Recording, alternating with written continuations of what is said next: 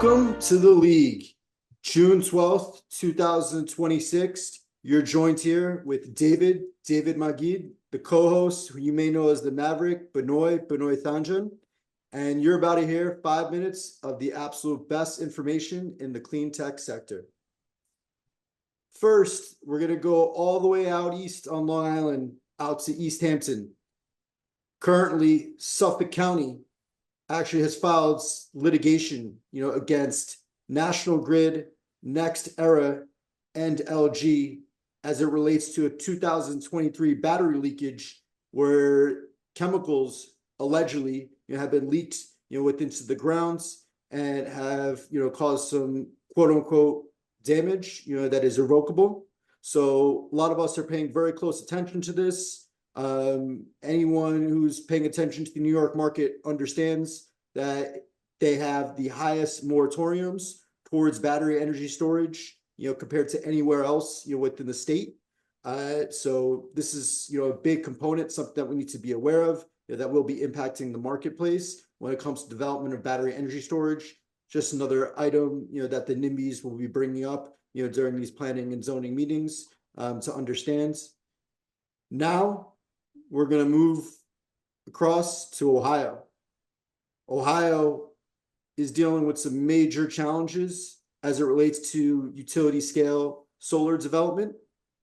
We recently saw, a really damaging revocation of a very, very large permit for a project in excess of 600 megawatts in the state of Ohio. Permit was issued and essentially was challenged, revoked, and the reason why the permit was removed was because they allegedly did not share some images, some viewshed images of a substation.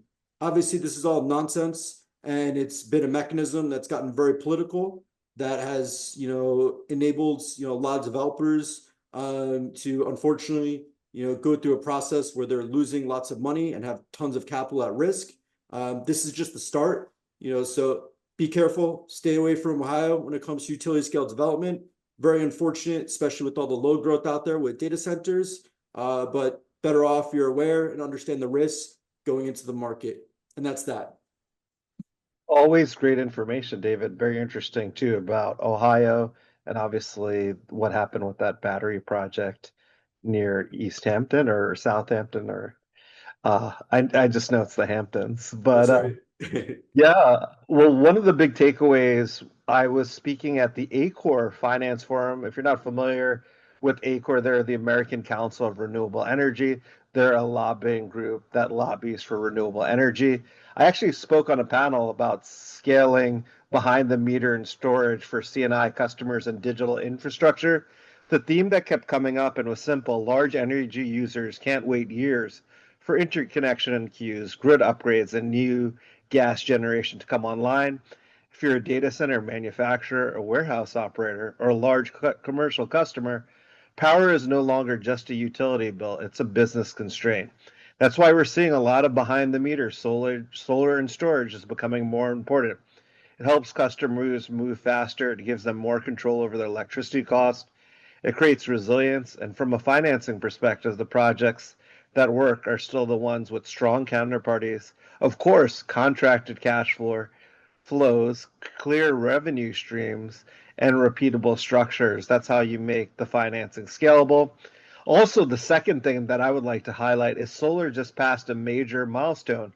In May, solar generated more electricity than coal in the United States for the first month on record.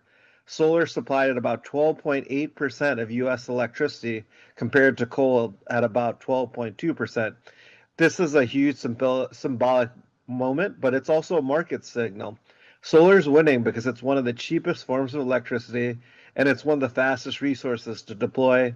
If you've listened to the League or the Solar Maverick podcast, you've heard me say this a million times.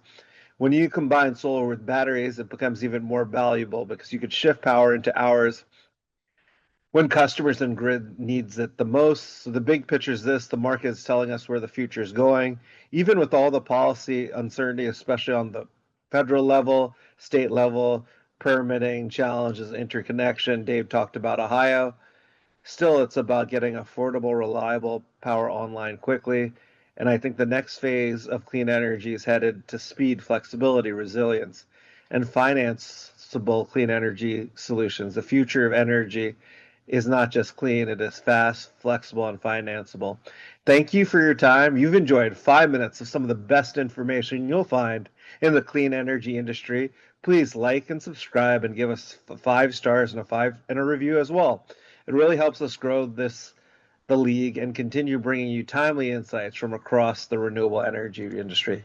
Thank you.